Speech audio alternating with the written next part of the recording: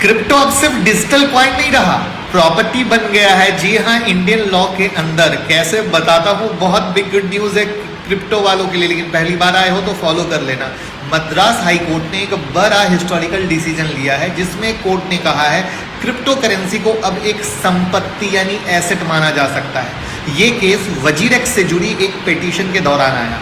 एक इन्वेस्टर के XRP coin hack के बाद फ्रीज कर दिए गए थे और उसने कोर्ट में अपील की कि उनका डिजिटल एसेट वापस मिलना चाहिए। तो कोर्ट ने बोला कि क्रिप्टो चाहे लीगल टेंडर नहीं है, पर इसमें प्रॉपर्टी के सारे गुण हैं। मतलब जैसे गोल्ड होता है, शेयर होता है या रियल एस्टेट एक एसेट होता है, वैसे ही क्रिप्टो भी एक एसेट माना जाता है। अब इसका मतलब समझिए कि हाई कोर्ट ने क्रिप्टो को section 9 of arbitration and conciliation act 1996 के तहत प्रोटेक्शन दी। इसका सीधा मतलब है कि अगर आपका क्रिप्टो हैक हो जाए या कोई डिस्प्यूट हो जाए तो आप उसके लिए इंडियन प्रॉपर्टी लॉ के तहत लीगल एक्शन ले सकते हैं। पहली बार किसी इंडियन कोर्ट ने क्रिप्टो होल्डर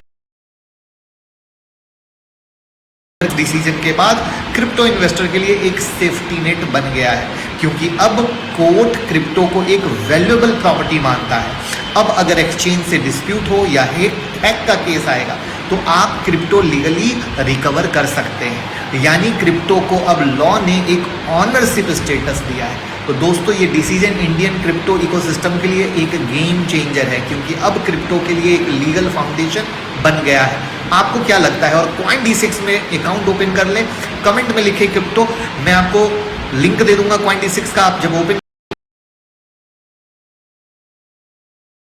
स्मार्ट ट्रेडर के पास होती है, मार्केट के सिग्नल, वो सब चीजें हम देते हैं, और साथ में लाइव ट्रेडिंग सेशन और अदर जो भी चीजें एक आपको सिखाने के लिए, जिससे कि